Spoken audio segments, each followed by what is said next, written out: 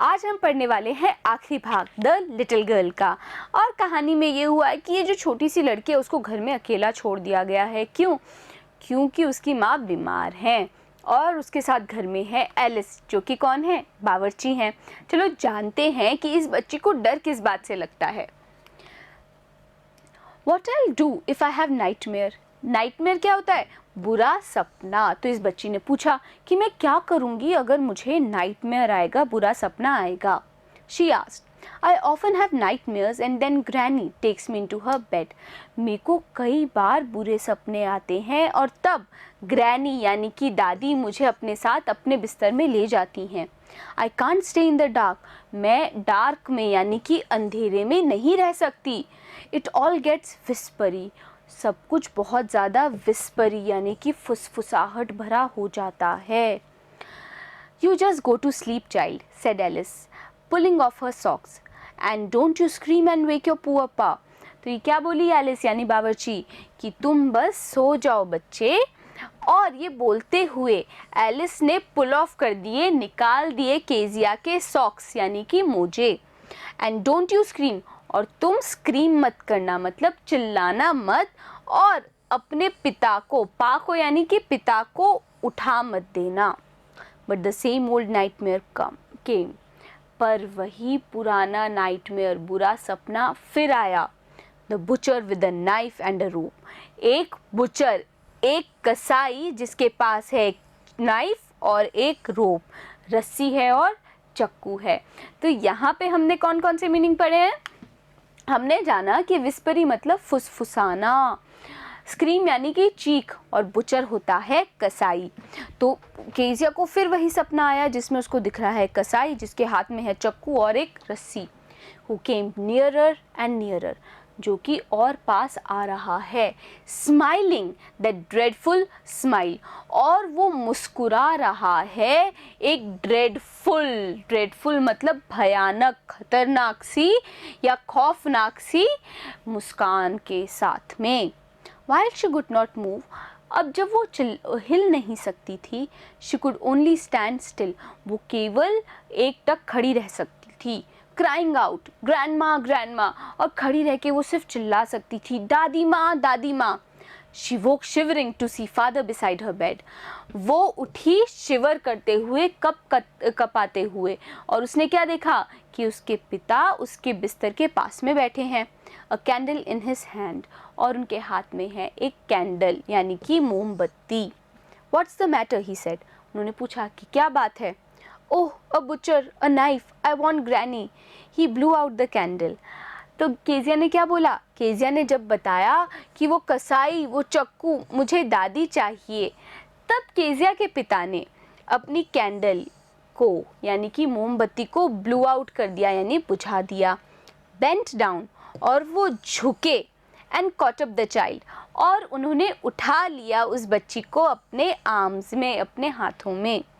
Carrying her along the passage to the big bedroom, और उन्होंने carry किया, ले गए उस बच्ची को पैसेज से होते हुए, पैसेज मतलब गलियारे से होते हुए उस बच्ची को उठाकर वो लेके गए अपने बड़े से शयन कक्ष में। तो यहाँ पे हमने कौन कौन से मीनिंग पढ़े? हमने जाना कि स्माइलिंग का मतलब होता है मुस्कुराते हुए, ड्रेडफुल यानी कि खौफनाक, और कैरिंग यानी कि ले जाना। A newspaper was on the bed, तो क्या वहाँ पे क्या था उस बड़े से शयन कक्ष के उस बेड पर, बिस्तर पर, कि एक अखबार रखा हुआ था। He put away the paper. पिता ने क्या किया? वो अखबार हटा दिया।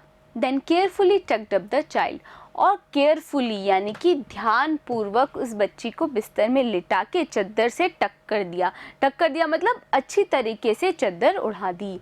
He lay down beside her, और वो भी लेट गए उसके beside यानी कि पास में।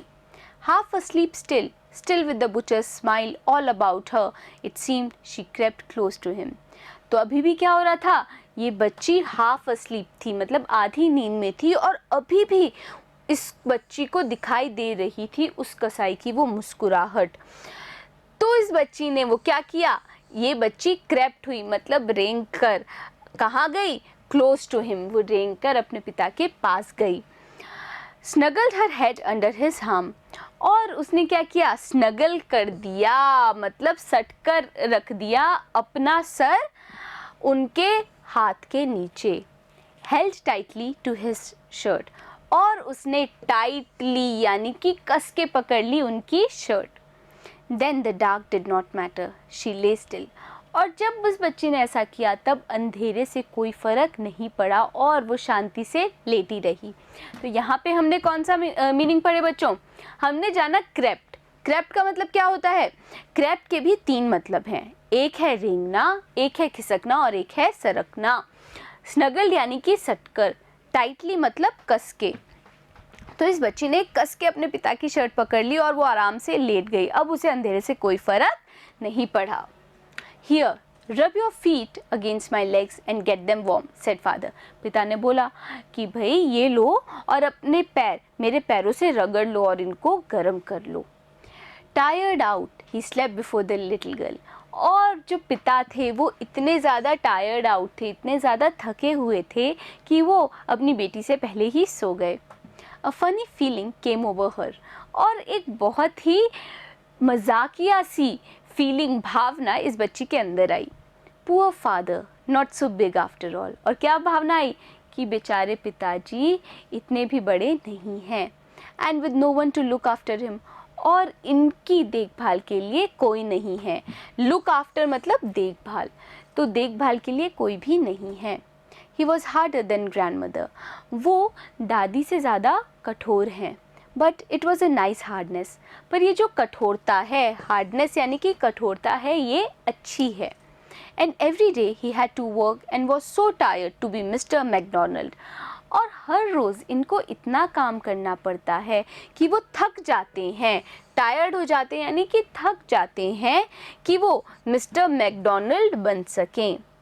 She had torn up all his beautiful writing. She stirred suddenly and sighed. और इस बच्ची ने उनकी इतनी खूबसूरत जो चीज़ें लिखी थी पिता की, वो भी फाड़ दी। ये सोचते हुए वो स्टर करी, मतलब प्रवृत्त हुई, और साय किया उसने, यानी कि उस बच्ची ने आह ली। तो अब इस बच्ची को अपने पिता की बहुत सारी अच्छी अच्छी बातें भी लग रही हैं। उसको एहसास हो गया है कि पिताजी पूरे दिन इतना काम करते हैं, कि इतना थक जाते हैं कि वो जो पड़ोस के मिस्टर मैकडोनल्ड हैं उनकी तरह इसके साथ नहीं खेल सकते, नहीं हंसी मजाक कर सकते। तो यहाँ पे कौन कौन से मीनिंग हमने पढ़े? हमने जाना कि टायर्ड यानी कि थका हुआ, स्टर्ड यानी कि प्रवृत्त होना, साइड यानी कि आह भरना। What's the matter? Asked her father. Another dream? तो इस बच्ची के पिताजी ने अचानक पूछा उठकर कि क्या बात है, एक और सपना आया? Oh, said the little girl, my head's on your heart. तो ये बच्ची क्या बोली कि मेरा जो सर है वो आपके दिल पर है। I can hear it going, और मैं इसको धड़कते हुए सुन सकती हूँ। What a big heart you have got, father dear. आपका दिल कितना बड़ा है पिताजी। तो बच्चों, आखिरकार इस बच्ची को अपने पिताजी की कठोरता है, उस कठोरता के पीछे छुपा हुआ कोमलता का भाव, प्रेम का भाव समझ में आ गया है, और इसने सारी बातें समझ ली है कि किस तरीके से पिताजी इतने कठोर क्यों हैं।